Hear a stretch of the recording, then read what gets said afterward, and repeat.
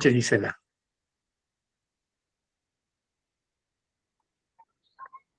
Muy bien. Bueno, ¿qué les Buenas parece noches. si... Hola, Hola, hermano, Gisela. buenas noches. Dios te bendiga.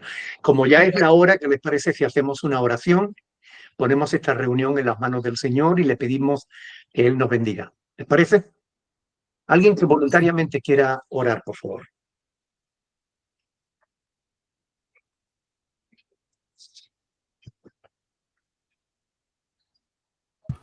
Padre del Señor, cielo, te gracias. doy gracias porque tú eres bueno, porque para siempre es tu misericordia y tu verdad por todas las generaciones. Gracias porque tú eres maravilloso, Señor, y desde el día en que te hemos conocido, nuestras vidas han ido mejorando día a día.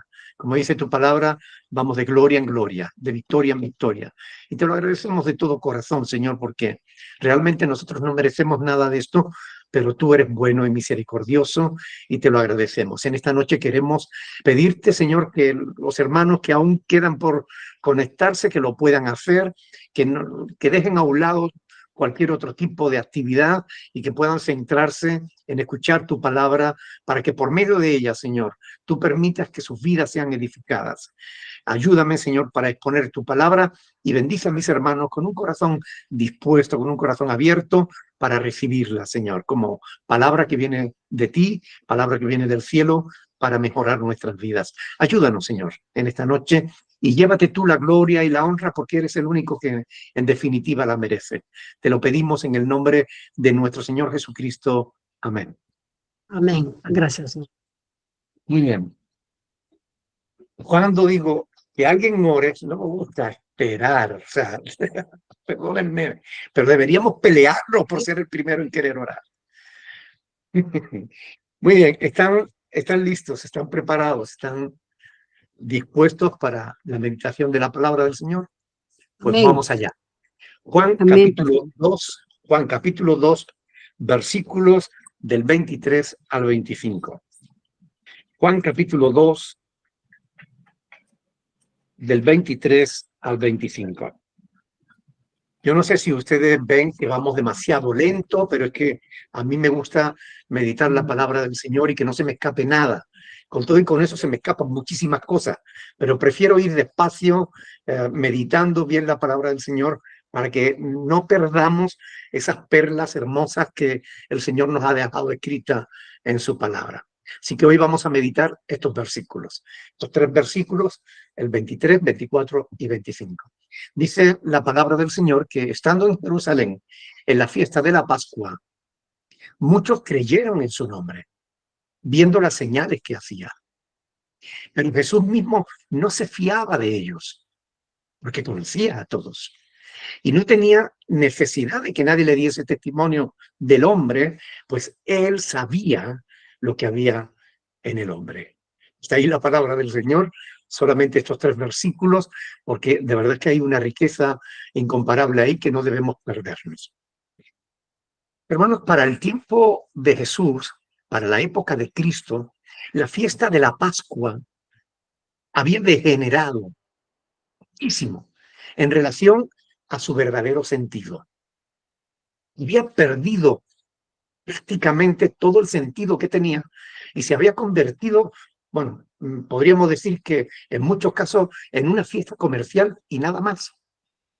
Una fiesta relacionada más con el comercio que con la auténtica razón de ser que tenía esa fiesta, que no era otra razón de ser que el recordar la liberación de la esclavitud de aquellos 400 años que habían pasado en Egipto.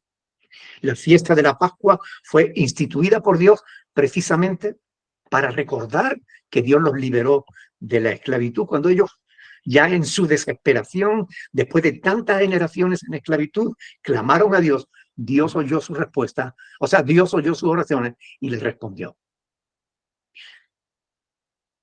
Y es que Dios escucha nuestras oraciones cuando clamamos de verdad, de todo corazón. Muchas veces oramos de una manera religiosa. Padre, te doy gracias porque tú... Bueno, ese tipo de oraciones yo creo que topan con el techo y se caen al suelo. No llegan al cielo. Dios prefiere una oración sencilla, sincera, espontánea, que salga de un corazón que entiende la necesidad que tiene de parte de Dios. Cuando Dios oye a una persona clamar de verdad en su angustia, en su dolor, en su desesperación, en su necesidad, el corazón de Dios se enternece y responde las oraciones que se le hace. Yo creo que todos nosotros podríamos dar testimonio de cómo Dios ha respondido no una, sino muchísimas oraciones que nosotros hemos hecho y le hemos pedido y le hemos clamado y hemos visto las manos de Dios obrando en nuestro beneficio. Como digo, no una vez, sino muchas. Aún así, fíjense que a pesar de que la fiesta de la Pascua había degenerado a lo largo de los años, Cristo Jesús la celebró. Cristo subió a Jerusalén a celebrar la Pascua. Si Cristo hubiese sido un miembro de la secta de los mal llamados testigos de Jehová, seguramente no solo no la hubiera celebrado, sino que la hubiese prohibido, hubiese criticado, juzgado a todos los que la celebrasen. Pero Cristo no era de los testigos de Jehová. ¿Ves la diferencia entre Cristo y las sectas? Mientras que unos se oponen a celebrar cierto tipo de festividades religiosas, a criticarlas, a juzgarlas, a condenarlas, Cristo más bien no solo la celebra, sino que aprovecha la oportunidad que esa festividad le da, esa celebración le brinda, para acercar a la gente a Dios, para predicar el Evangelio. Hay festividades que no se deben celebrar. Es decir, por ejemplo, cuando la celebración está dedicada en honor, pues, ¿qué le digo? Las fiestas patronales de tal pueblo, de tal, la fiesta en honor a la Virgen de no sé qué, o al santo no sé cuánto. Ese tipo de fiestas no debemos celebrarlas porque no debemos participar, como dice el apóstol Pablo, de las obras infructuosas de las tinieblas, sino más bien reprenderlas. ¿Okay? O por ejemplo de la fiesta de Halloween, que es una fiesta en honor a un demonio. O el carnaval, que era una fiesta en adoración a Moloch, un dios babilónico, perdón, cananeo, al que se le sacrificaban seres humanos. Bebés recién nacidos se le echaban vivos al fuego en honor a ese ídolo, a Moloch. De ahí viene carne a Baal, carnaval. Y la gente hoy celebra el carnaval como si fuera una fiesta normal y corriente, porque ha perdido su verdadero sentido, pero detrás de eso, ahí están, en esa fiesta, están actuando demonios. Por eso, en los carnavales de Río de Janeiro, en todos los carnavales más importantes, de aquí de Tenerife, en las Islas Canarias, siempre hay muertes, hay violaciones, hay embarazos, hay cosas que no debieran darse. Muchísimos robos, muchísimo crimen alrededor de ese tipo de festividades, matrimonios que se rompen. O sea, porque son los demonios los que están actuando ahí. Ese tipo de festividades no debemos celebrarlas, no debemos participar de eso.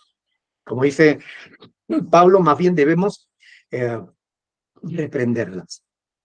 Pero una fiesta que la instituyó Dios, que la vemos en la Biblia, para que el pueblo de Israel no olvidara que Dios había intervenido en beneficio de la nación de Israel.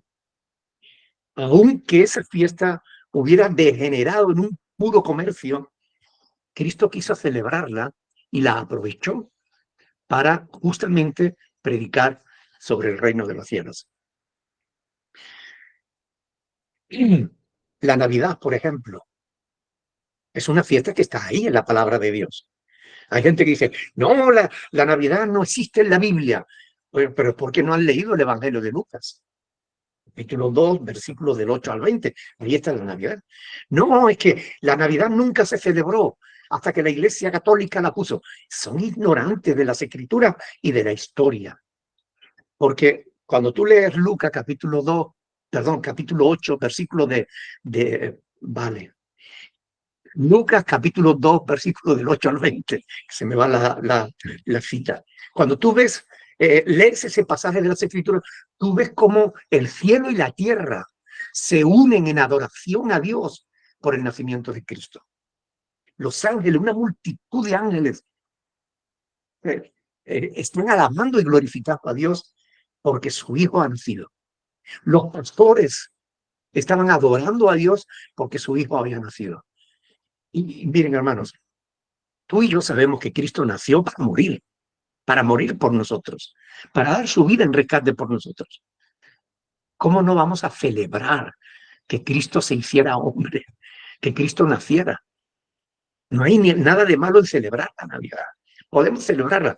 O simplemente una celebración que nada tiene que ver con lo religioso, los cumpleaños, por ejemplo. ¿Cómo no vamos a darle gracias a Dios? Porque vamos cumpliendo años. Si cada día que abrimos los ojos es un regalo a Dios, que Dios nos da, ¿por qué no lo vamos a celebrar? Tiene sentido, pero las sectas ponen normas, se ponen en el lugar de Dios y legislan y prohíben y condenan, cuando Dios no prohíbe ni condena ese tipo de festividades.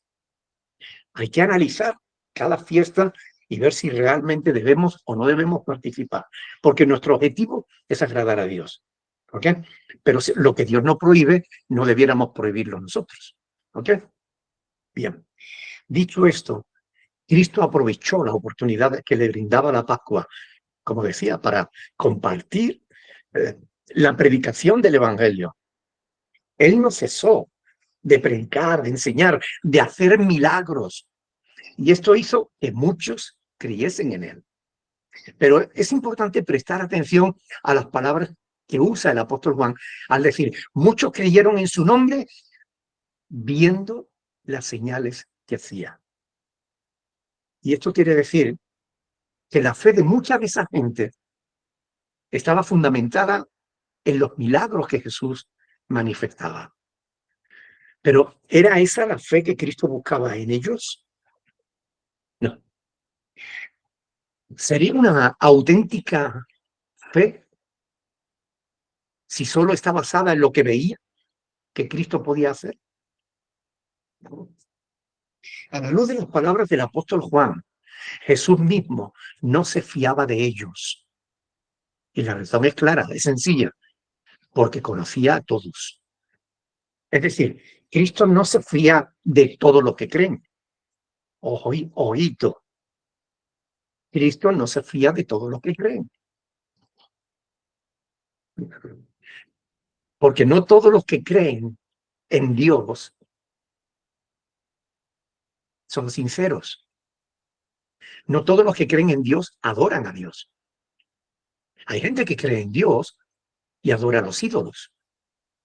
Hay gente que cree en Dios, que creen que Dios existe, pero no le hacen caso, no le tienen en cuenta, no lo respetan. Cristo no se fía de todos los que creen. El derroche de poder sobrenatural del que Cristo hizo alarde hizo que lo aceptaran como un profeta, incluso como el Mesías que estaba prometido. Aquel en el que tenían puestas las esperanzas de que podía librarlos del poder, del yugo de Roma. Pero esa no era la misión con la que Cristo vino a este mundo. Ese no era su objetivo. Por eso Jesús no consideraba a todos los que creían como dignas de depositar en ellos su causa de predicación del Evangelio. Razón por la que no se fiaba. Es sencilla, porque conocía a todos. Ahora, ¿te has parado a pensar en esto? Jesús te conoce. Jesús me conoce. ¿Se fiará Jesús de ti o de mí? Porque nos conoce. Porque Él sabe lo que hay en ti y lo que hay en mí. ¿Qué motivo le damos a Dios para que Él pueda fiarse de nosotros? ¿Es tu fe genuina? ¿Eres íntegro? ¿Eres íntegra? ¿Eres honesto? ¿Realmente has nacido de nuevo? ¿O sigues a Cristo por los milagros que Él hace o por el pan que te da? porque hay una enorme diferencia en eso. ¿Cuánta gente seguían a Jesús cuando él hacía milagros, sanaba a los enfermos, echaba fuera a los demonios, partía el pan con ellos? ¿Cuánta gente seguían a Jesús? Multitudes. Pero cuando les predicaba que había que arrepentirse de sus pecados, tener en cuenta a Dios, obedecer su palabra, ahí las multitudes desaparecían. ¿Cuántas personas quedaron al pie de la cruz? Se podía contar con los dedos de una mano. Por eso Jesús no se fiaba de todo lo que habían creído o de todo lo que decían que creían. Miren, creer en Dios, creen hasta los demonios. ¿Se fiará Jesús de los demonios? Desde luego que no. No es que esté diciendo que nosotros seamos demonios, sino que quisiera que meditemos un poco sobre esto. ¿Qué cosas tenemos que aprender de esto? Bueno, pues que tenemos que analizar, examinar nuestra propia fe. ¿Es mi fe genuina? ¿Estoy creyendo a Dios? No solamente creer en Dios, que es creer que Él existe, sino creer a Dios, creer que su palabra es verdad. Debemos asegurarnos de que nuestra fe no es como la de aquellos que le seguían por los milagros o por el pan. Debemos asegurarnos que nuestra fe no sea como la de los demonios, que ven por vista. Una fe por vista no es lo que Dios busca en nosotros. Y hay creyentes que lo dicen claramente. Yo hasta que no vea no creo. Los demonios creen porque ven a Dios. Saben que es una realidad. Pero esa no es una fe que salve. ¿Recuerdan las palabras del Señor Jesús a Tomás? Porque me has visto, Tomás, creíste. Bienaventurados los que no vieron y creyeron. Eso lo veremos más adelante en el capítulo 20, si Dios lo permite, en el capítulo 20, versículo 29 de Juan. La fe que agrada a Dios no es la de aquellos que creen por vista, sino la fe de la que habla Hebreos capítulo 11, versículo 1, que dice que es pues la fe, la certeza de lo que se espera, la convicción de lo que no se ve. Se ve, pero convencido de que es real. Lo espero, todavía no lo tengo, pero estoy cierto de que lo voy a recibir. Esa es la fe que agrada a Dios. Y sin esa fe es imposible agradar a Dios. Lo dice Hebreos capítulo 11, versículo 6. Por tanto, tendremos que preguntarnos a nosotros mismos, ¿creemos por fe o estamos creyendo por vista? Una señora me dijo en cierta ocasión que se marchaba de la iglesia porque ella vino para que Dios librase a su hijo de la droga. Y como su hijo no había salido de la droga, a pesar de que ella llevaba 1 mes y medio viniendo a la iglesia, ella se marchaba a otro lugar buscando otro Dios. Esa mujer creía por vista, pero no era una mujer que hubiese nacido de nuevo, ni era una mujer que creyera a Dios en su palabra, sino alguien que buscaba los beneficios de la fe, pero sin que su fe fuera auténtica siquiera. Y es que no toda fe es salvadora. Es más, la palabra fe tiene 5 significados diferentes en la Biblia. Significados que debemos conocer para no confundir un sentido con otro, un texto con otro, cuando estamos leyendo o estudiando las Sagradas Escrituras. Por ejemplo, los calvinistas, que es un grupo religioso, afirman que la fe para salvarnos es un regalo que Dios da solamente a quien Él quiere. Cuando yo voy a la Biblia, no veo que eso sea así. Cuando yo voy a la Biblia, Dios me dice que Él quiere salvar a todos. Por eso manda a predicar el Evangelio a todos. Creer que para salvarte tú tienes que esperar que Dios te dé fe es limitar la salvación de una manera arbitraria y eso no concuerda con la revelación de la palabra de Dios. Otros, en cambio, creen que la fe es cosa de cada cual. Y preguntan, ¿cuál es la verdad? La verdad es que este es uno de esos temas menos conocidos de la palabra de Dios, a pesar de que es de lo que más se habla. ¿Verdad que han oído hablar mucho de la fe? Se habla mucho de la fe, pero no todo lo que se dice es correcto. Por eso hay que estudiar las Escrituras y saber qué es la verdad sobre la fe, sobre los distintos tipos de fe de lo que habla la Biblia. Por tanto, vamos a ver esos 5 tipos de fe para que sepamos diferenciarlos. Cuando leamos un texto, sepamos si está hablando de un tipo de fe o de otro. Por ejemplo, la fe común. La fe común es la fe que tiene todo el mundo. Todo el mundo tiene una fe común. Por ejemplo, tú trabajas porque tienes fe en que te van a pagar. Ahora, ¿cuántas veces ha habido personas que se han matado trabajando y al final no han cobrado? ¿Verdad? Eso pasa muchas veces. La fe común es la fe de aquella persona que elige a una pareja y se casa en la confianza de que ambos van a ser felices. Pero ¿cuántas veces esas parejas después acaban separadas, en divorcios? La fe común es la fe de aquel que cree en sí mismo, de aquel que no cree en Dios, sino cree en lo que él quiere. Una vez predicando el evangelio en una plaza en Jerez de la Frontera, un joven me dice, mira, mi Dios se llama Antoñito y lo tengo aquí. Se metió los 2 dedos en el bolsillo de la camisa. Me dijo, mi Dios se llama Antoñito, mira, aquí está. Y me puso los 2 dedos así. Me dijo, yo cuando lo necesito lo saco, le pido y él me escucha y de cuando no lo necesito lo escondo. Le digo, te estás engañando a ti mismo.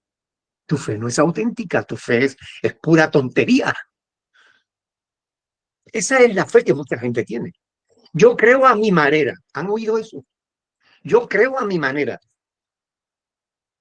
Este tipo de personas suele decir que no cree lo que no ve.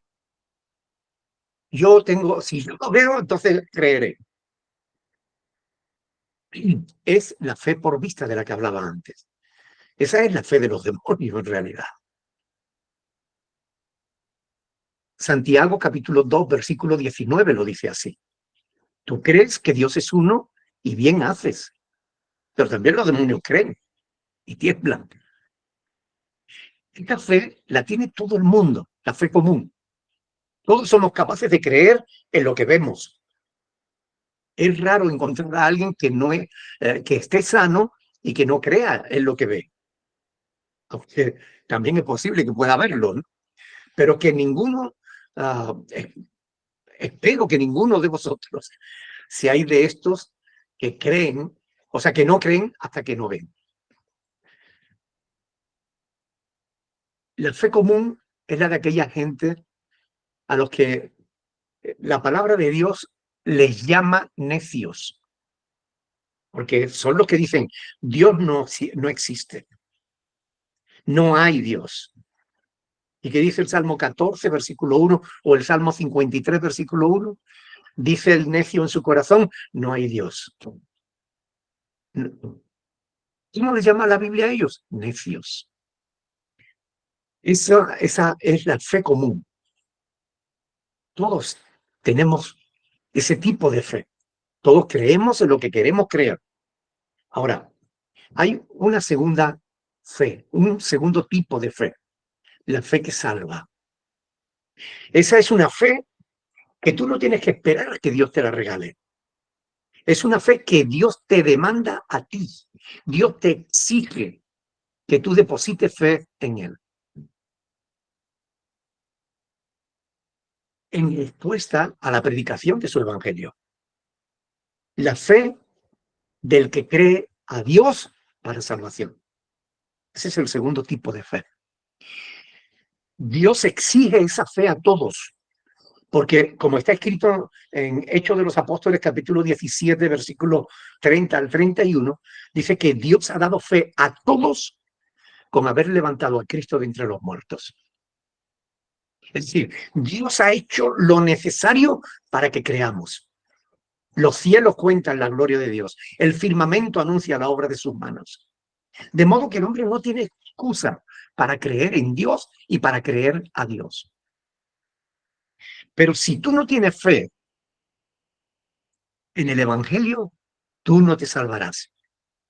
No importa los años que lleves reuniéndote en la iglesia, todo el conocimiento que tú tengas de la Biblia. Yo conozco a teólogos que saben mucho más que yo, como de aquí a Lima. Y mire que hay kilómetros de aquí a Lima, de donde yo estoy a donde están ustedes. Gente que sabe mucho más que yo de teología, pero que se van a ir al infierno con todo su conocimiento, porque en realidad no creen a Dios. Conocen la Biblia, pero no la creen. Dios exige esa fe. Todos deben creer en el Evangelio porque es el testimonio que Dios ha dado acerca de su Hijo. Y debemos creer su palabra, porque no creer el Evangelio es poner a Dios de mentiroso. No creer en el Evangelio es decir que Dios nos está engañando. Por tanto, la fe para salvación es una fe que tú debes depositar voluntariamente en la palabra de Dios. Debes depositar confianza en Dios. Debes fiarte de Dios, como dice el Proverbios 3, versículo 5. Fíate del Señor de todo tu corazón. No te apoyes en tu propia prudencia. Reconócelo en tus caminos y Él enderezará tus veredas.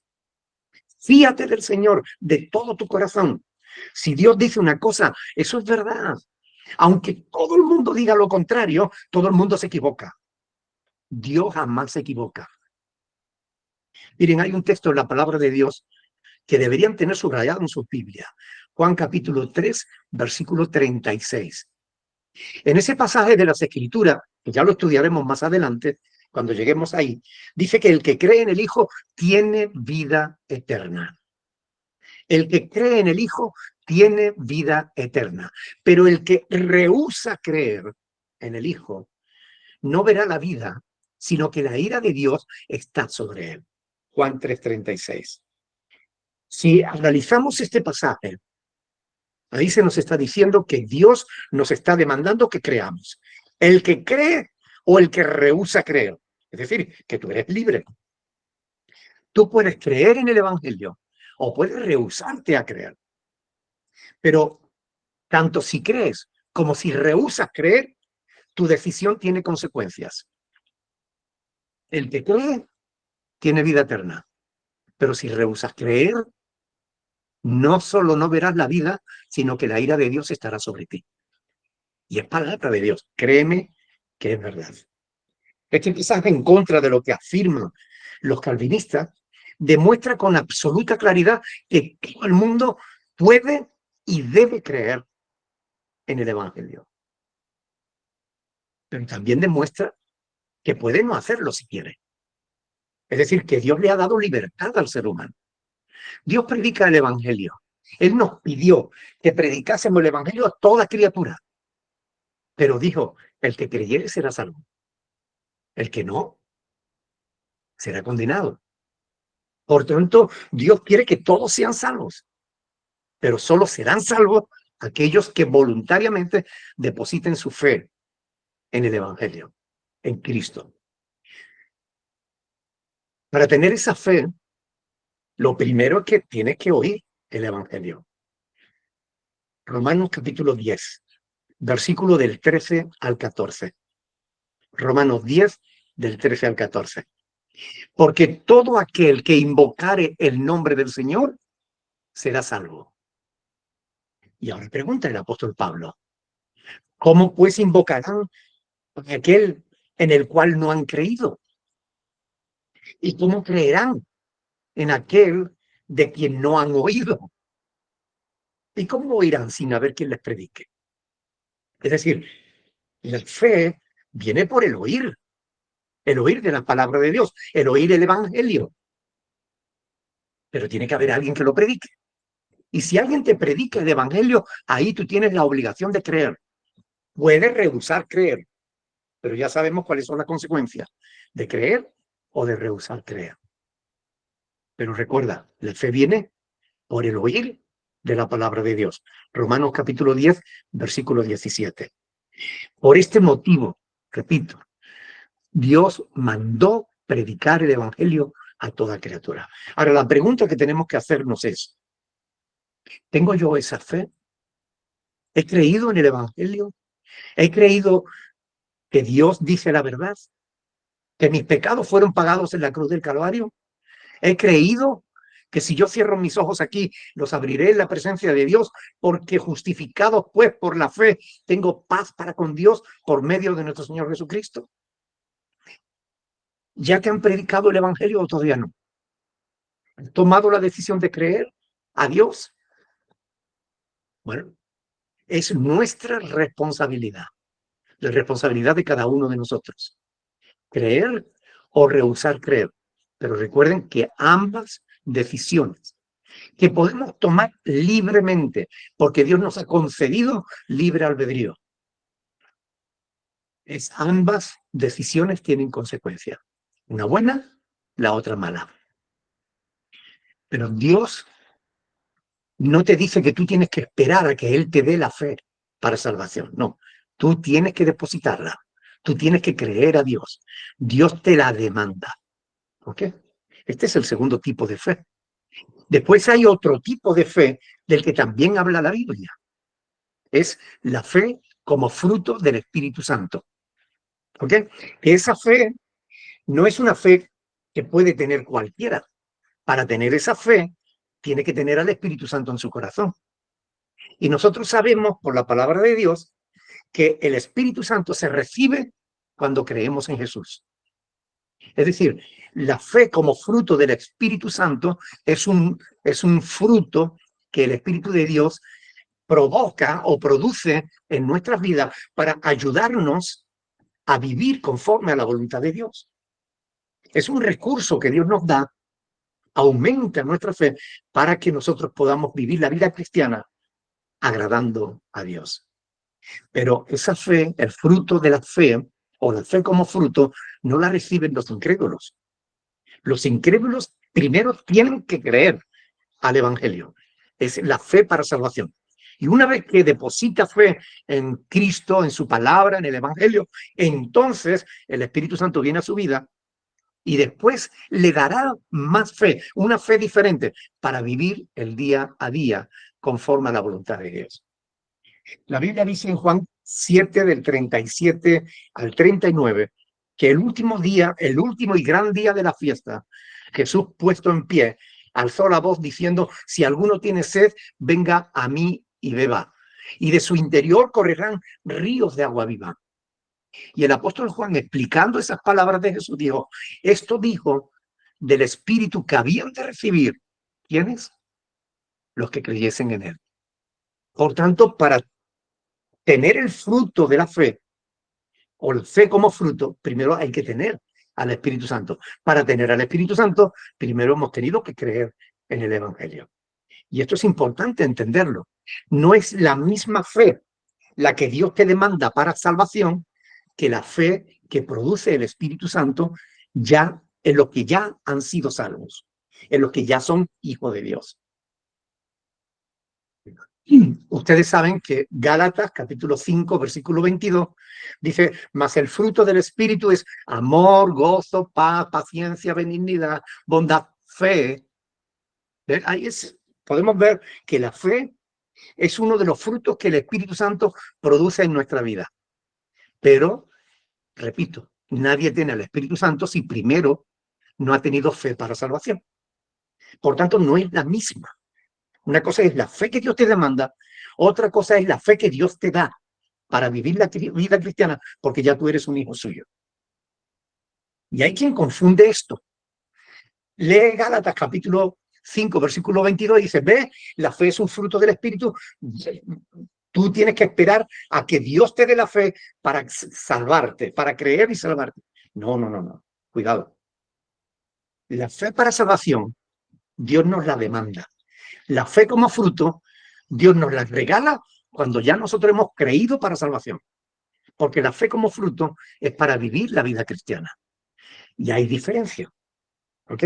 No debemos confundir el betún con el atún. Nos podemos empachar. ¿Ok? Por tanto, eh, dice, eh, y esto es importante también,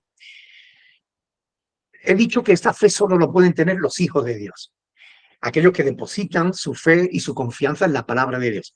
Ahora, esta fe, la fe como fruto del Espíritu Santo, le es dada a cada hijo de Dios en una cierta medida para que le ayude en la vida cristiana. Es decir, que no todos los cristianos reciben el fruto de la fe en la misma medida. Unos reciben una medida de fe, otros reciben una medida mayor. Por ejemplo, Romanos capítulo 12, versículo 3. Vamos a ver este pasaje de las Escrituras. Romanos capítulo 12, versículo 3. Dice ahí la palabra del Señor, digo pues por la gracia que me es dada a cada cual que está entre vosotros, que no tenga más alto concepto de sí que el que debe tener, sino que piense de sí con cordura, conforme, escuchen bien, conforme a la medida de fe que Dios repartió a cada uno. ¿Se dan cuenta? Conforme a la medida de fe que Dios repartió a cada uno. La fe de Johanny no tiene que ser la misma fe de Estela o de Yoli o de Alfredo. Cada uno tiene la medida de fe que Dios le ha dado. Me refiero siempre, estamos hablando de la fe como fruto del Espíritu Santo. ¿Ok? Es la fe que Dios nos da para enfrentarnos al día a día en la vida cristiana. Por ejemplo, hay creyentes que quieren predicar del Evangelio, quieren hablarles a otros de lo que Dios ha hecho en su vida. Pero cuando se le presenta la oportunidad, se ponen nerviosos, piensan, no, ¿cómo va a reaccionar? ¿Se va a meter conmigo? ¿Me va a decir que...? Y entonces le falta fe. No tiene la suficiente fe.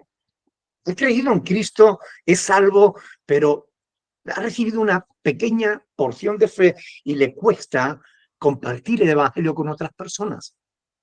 Sin embargo, hay otros creyentes que una vez que recibieron el Espíritu Santo les dio una buena medida de fe y le hablan a todo el mundo sin corte, sin vergüenza y sin nada. Y habla a uno y le habla a otro y no se para a pensar, ay, ¿qué va a decir? ¿Qué va a pensar? Que no, tiene una fe mayor y es una persona que tú dices, hay que ver la fe que tiene esta persona, ¿no? O ves a otra persona que está viviendo su vida cristiana, tiene el más mínimo problema en el trabajo o el más mínimo problema en la salud y se viene abajo. ¿Qué tiene esta persona? ¿No? Dice, hermana, por favor, hermano, por favor, levántate, anímate, que el Señor está con nosotros y tal. Cada uno recibe una medida de fe diferente. Como pueden ver, esa fe no es igual en todos. Todos conocemos gente de mucha fe y gente que no tiene tanta. Y no pasa nada. Es el trato de Dios con cada uno de nosotros. ¿Ok? Ahora, todos tenemos la fe como fruto del Espíritu. En cierta medida, sea mucha o sea poca, todos tenemos fe como fruto del Espíritu Santo, porque tenemos al Espíritu de Dios y el Espíritu de Dios trabaja en nuestras vidas. Ahora, ¿en qué medida? Eso, bueno, tú lo sabes. Tú sabes si eres una persona de fe, que confías en el Señor contra viento y marea, o eres una persona de fe, pero que ay, te gustaría tener más fe. Bueno, pues si te gustaría tener más fe, habla con el Señor. Dile lo que le dijeron los discípulos al Señor Jesús. Señor, aumentanos la fe. Y podemos orar por eso. ¿Ok? Es importante, por ejemplo, creer en lo que la palabra de Dios nos dice en cuanto a la salvación. No digo fe para ser salvo. Ya hemos dicho que ya tenemos esa fe. Ya hemos depositado fe en Dios para salvarnos. Pero ahora como cristianos, enfrentamos, por ejemplo, un problema de enfermedad y ahí empiezan a las dudas. ¿Será que me voy a morir? ¿Será que si muero, Dios me dejará entrar en el reino de los cielos? Eh, Es una de las cosas que hemos hecho en este retiro que hemos tenido, es que hemos hecho un tiempo de preguntas, de respuestas, y es interesantísimo porque la gente pregunta lo que quiere, ¿no? Y hay personas que siendo cristianos dudan de su fe, dudan de su salvación. Tenemos que orar. Señor, aumenta mi fe, para que yo, en medio de la dificultad, no tenga miedo. Yo pueda descansar en ti. Yo pueda estar tranquilo, no solo de que si cierro mis ojos aquí, lo voy a abrir en la presencia, en tu presencia, Señor, sino también fe para creer que si yo me voy, tú vas a cuidar a mi esposa, vas a cuidar a mis hijos, a mis nietos. Fe. Tenemos que orar al Señor para que realmente aumente nuestra fe para vivir la vida cristiana de acuerdo a su voluntad. Fe para agradar a Dios. ¿Cómo reaccionas ante las circunstancias difíciles? ¿Reaccionas con fe o tu fe se debilita cuando enfrentas dificultades? Bueno, recuerden que para recibir esta fe, primero has debido decidir creer a Dios. Debes estar seguro de que has nacido de nuevo, de que tienes al Espíritu de Dios en tu vida. Es decir, tienes que tener la fe que salva para poder recibir la fe como fruto del Espíritu Santo. Ahora, hay otro cuarto tipo de fe. La fe como don, como regalo. Un don es una gracia que Dios da no a todo el mundo. Primera de Corintios capítulo 12 y también Romanos capítulo 12 habla de los frutos, de los dones del Espíritu Santo. La fe como don no la tienen todos los creyentes. La fe para salvación la tiene que tener. Si tú dices que eres creyente, tienes que tener fe para salvación. Si tú eres creyente, debes tener fe como fruto del Espíritu Santo. Pero la fe como don puede que la tenga o puede que no. Primera de Corintios, capítulo 12, versículos del 8 al 9. Primera de Corintios, capítulo 12, versículos del 8 al 9. Dice, porque a este es dada por el Espíritu palabra de sabiduría, a otro palabra de ciencia por el mismo Espíritu, a otro fe por el mismo Espíritu, a otros dones de sanidades por el mismo Espíritu.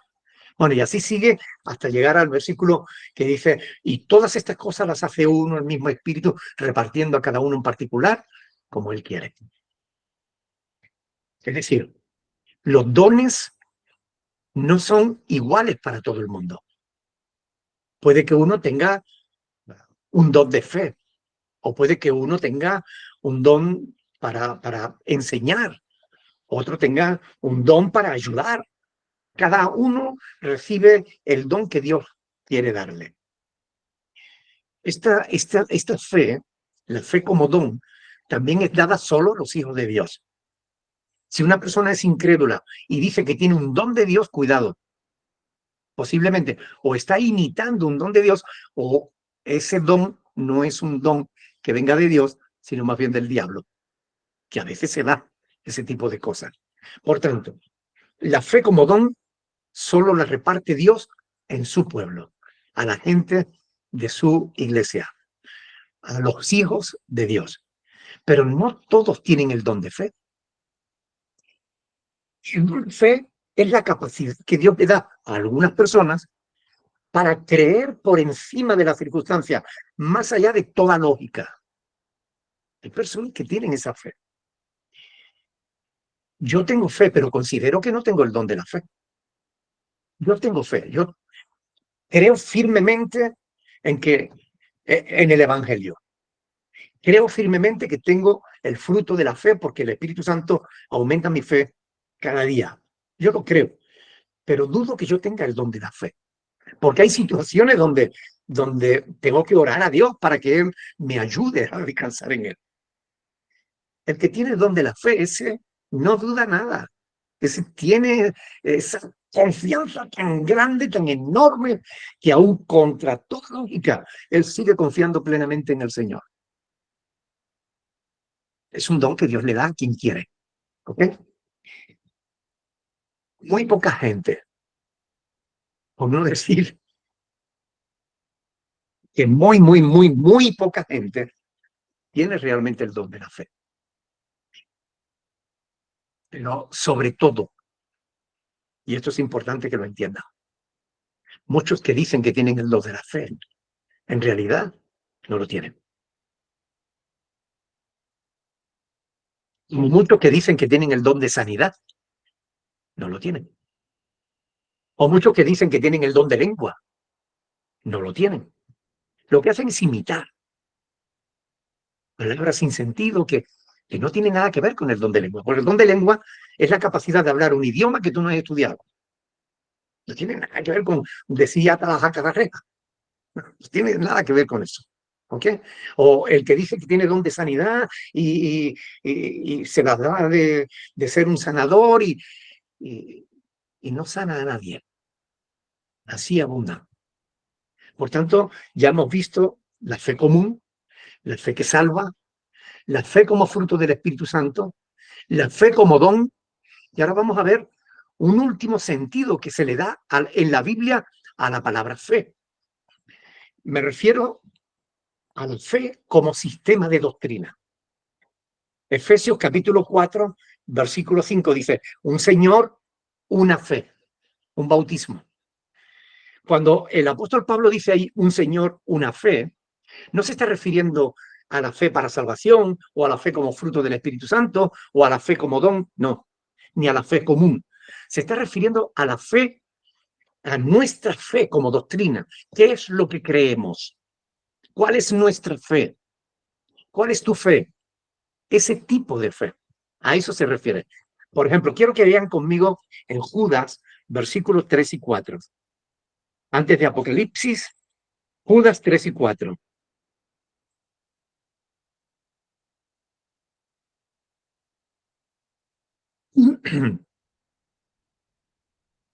Ahí dice claramente la palabra del Señor.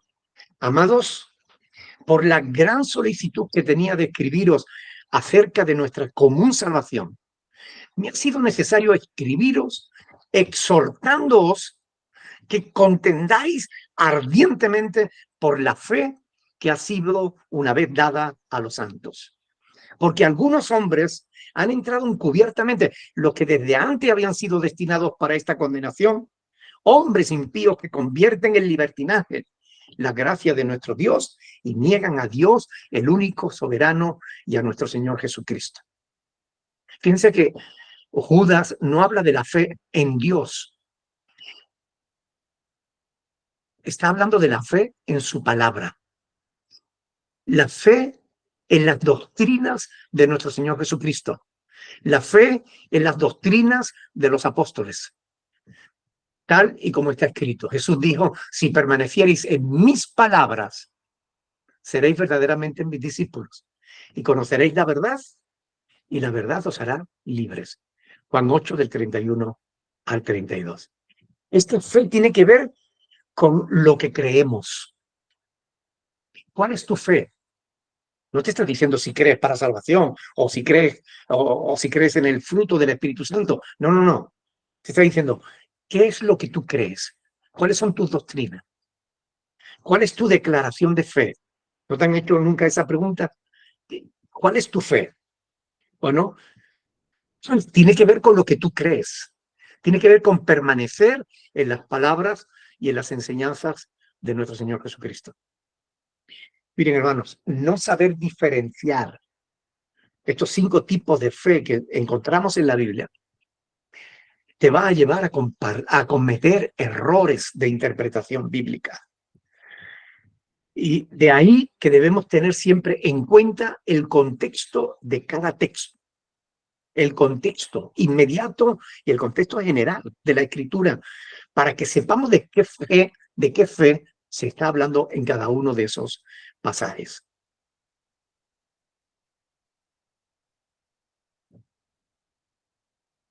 Por eso es tan importante estudiar, estudiar la palabra. ¿Saben? Hay pastores que no saben diferenciar entre una fe y la otra. Y se confunden. Y no solamente cometen error, sino que guían mal a sus seguidores. Y hay que tener cuidado con esto. Volviendo otra vez al texto de Juan capítulo 2, el versículo 25, nos dice que el Señor Jesús no tenía necesidad de que nadie le diese testimonio del hombre, pues Él sabía lo que había en el hombre. El Señor tiene la capacidad de conocer a todas las personas y de conocer cada cosa relacionada con cada persona. Es decir, al Señor no se le escapa nada, porque el Señor es omnisciente. Omni significa todo. Ciente significa conocimiento. Él lo conoce todo, lo sabe todo. ¿Recuerda cómo Jesús supo quién era Simón? Le dijo, tú eres Simón, hijo de Jonás. Tú serás llamado Cefas, que quiere decir Pedro. Es decir, Jesús sabía quién era, de dónde venía y qué es lo que iba a hacer. Juan capítulo 1, versículo 42, ya lo estudiamos antes. Igualmente con Natanael, ¿recuerda? Cuando Jesús vio a Natanael que se le acercaba, dijo de él, he aquí un verdadero israelita en quien no hay engaño. Juan capítulo 1, versículo 47. El Señor Jesús no tenía necesidad de que nadie le hablara de Natanael y le explicara cómo era, porque él conocía todas las cosas de Natanael. Él sabía lo que había en el corazón de Natanael y sabía lo que había en el corazón de Pedro. Y sabes, el Señor sabe lo que hay en tu corazón y el Señor sabe lo que hay en mi corazón. Porque Él lo sabe todo. Él no tiene necesidad de que nosotros ni nadie le diga qué es lo que hay en el hombre. Él sabe lo que hay en cada uno de nosotros. Y es importante que nos detengamos un instante y meditemos en esto. Juan nos está revelando aquí una cualidad del ser de Dios en Cristo. Es decir, el apóstol sigue insistiendo en los primeros capítulos de su evangelio en mostrar a todos los que lean su evangelio que desde el principio Cristo es Dios, porque solo Dios conoce a todos los hombres y lo que hay en sus corazones. Y esto es más profundo. Se refiere a que Jesús no solamente te conoce, sino que sabe todas las cosas de ti. Su conocimiento de ti es sobrenaturalmente profundo. No es como el conocimiento que nosotros podemos tener los unos de los otros. A veces nosotros nos conocemos entre nosotros por la relación que tenemos. A veces por informes que nos han dado de otras personas. Oye, ten cuidado con Johanny, que es una persona que no sé qué, que no sé. Déjame que yo la conozca, ¿vale? Pero nuestro conocimiento de los unos para con los otros es un conocimiento limitado. Pero Dios es ilimitado. Su conocimiento es absoluto. Él sabe todas las cosas de Giovanni y de mi vida. No es un conocimiento que nosotros podamos tener, es el conocimiento de Dios, porque Cristo es Dios. El Hijo de Dios conoce todo lo relacionado con la naturaleza humana, con todo lo que tiene que ver con cada uno de nosotros. Y ustedes saben que a través del profeta Jeremías, Dios dijo que el corazón es engañoso más que todas las cosas y perverso. Y pregunta el profeta, ¿quién lo conocerá? Y Dios responde, yo, Jehová, que escudriño la mente y que pruebo el corazón para dar a cada uno según su camino, según el fruto de sus obras. Jeremías 17, del 9 al 10. Es decir, el Señor escudriña lo que hay en tu mente y lo que hay en tu corazón. Lo que haces y lo que piensas. Nadie es capaz de conocer al fondo el corazón humano como Dios que lo creó. Jesús discernía, conocía, entendía que la fe de alguno de sus seguidores era una fe superficial.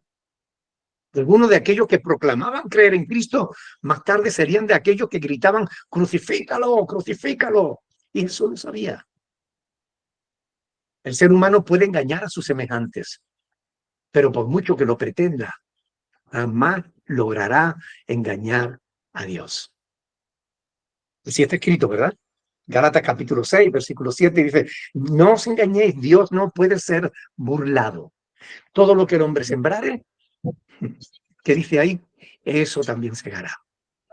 Porque el que siembra para su carne, de la carne segará corrupción. Y el que siembra para el espíritu, del espíritu segará vida eterna. Gálatas capítulo 6, versículo del 7 al 8. Déjenme decirles algo, y con esto quiero terminar, ¿no? Es fácil creer cuando todo es emocionante, cuando todo nos va bien, cuando la vida nos sonríe, cuando la gente que nos rodea cree igual que nosotros. Es fácil creer. Es fácil depositar fe en el Evangelio, disfrutar la fe del Espíritu como fruto. Ojalá que pudiésemos disfrutar también la fe como don, pero eso depende de Dios, que lo reparta cada uno como Él quiere. Ojalá que conozcamos bien profundamente la fe cristiana, pero, ¿saben? La auténtica fe es aquella que se prueba cuando, cuando enfrentamos dificultades, cuando enfrentamos problemas, ya sean económicos, ya sean de salud, ya sean familiares, ya sean de pareja, ya sean los problemas que sean. Si tu fe es auténtica, tú vas a perseverar, a permanecer firme y nada te va a tumbar porque tú sabes en quién has creído. Y tú sabes que Dios es poderoso para sacarte de toda dificultad y de toda situación en la que te puedas encontrar. Ahora, tenemos que preguntarnos, ¿qué hay en nuestra vida? Sea lo que sea, recuerda, Cristo lo sabe. ¿Tienes fe? ¿Crees a Dios? Dios lo sabe. ¿Tienes una fe auténtica? ¿Has creído en el Evangelio? ¿O estás creyendo por interés? Dios lo sabe. Él sabe lo que hay en ti, en lo profundo de ti. ¿Tu fe es genuina o qué es lo que motiva tu fe? ¿Crees que todos creen o crees por ti mismo? Es decir, ¿crees lo que creen los demás o crees por ti mismo? Y esto le pasa muchas veces eh, a la gente que tiene familiares cristianos. Por ejemplo, los hijos de los creyentes van a la iglesia y creen por la fe que tienen los padres. Pero si no han tenido una verdadera experiencia personal de fe con el Señor, cuando los padres dejan de ir a la iglesia, ellos dejan de ir a la iglesia. O cuando los padres hacen algo que no les parece bien a los hijos, dejan de creer en Dios, porque ellos estaban creyendo en Dios por medio de la fe de los padres. Y no, cada uno de nosotros tenemos que tener nuestra propia fe. Mire, la palabra de Dios nos enseña que la fe es algo individual. Cada uno debe creer a Dios si quiere salvarse. No importa si los demás creen o no. Dios te llama a ti a creer, pero a creer en Dios y a creer a Dios por ti mismo. ¿Mantendrías tu fe si todos los demás la abandonasen? ¿Mantendrías tu fe en medio de un entorno hostil? Es decir, cuando creer te pone en peligro. Ahora mismo en Nigeria están matando a cristianos simplemente por el hecho de ser cristianos. En estos días han vuelto a matar a una cantidad enorme de cristianos. Todos los días mueren cristianos en Nigeria. Pero eso no sale en la televisión, porque eso no interesa, eso no da dinero. Son unos cuantos cristianos que mueran. La guerra en Ucrania, esto, sí, ¿por qué? Porque eso mueve dinero. Pero que mueran unos cuantos cristianos en Nigeria o en Chiapas, en México, eso no pasa nada. Pero hay hermanos que están enfrentando la muerte. En un entorno totalmente hostil, mantienen su fe y no la pierden. Y a veces les cuesta la vida. ¿Tú serías capaz de eso? Ojalá no nos veamos nunca en un entorno hostil de ese tipo. Pero creo que es una buena oportunidad para preguntarnos estas cosas, para meditarlas. Porque Jesús nos mira y Él sabe lo que hay en nuestro corazón. Amén. Lo dejamos aquí, mis hermanos. Me gustaría que hiciéramos una oración, que le pidiéramos a Dios que nos ayude a estudiar la palabra para no confundir, como digo, el betún con el atún, que nos ayude para darnos cuenta que cuando leamos un texto bíblico que habla de la fe, le hagamos preguntas, a ver a qué fe se está refiriendo. ¿A la fe como doctrina? ¿A la fe como fruto? ¿A la fe como don? ¿A la fe para salvación? Es decir, que sepamos diferenciar, discernir la verdad de lo que no lo es. ¿Ok? Alguien que ore, por favor, en nombre de todos nosotros, pidiéndole a Dios que aumente nuestra fe. Ánimo.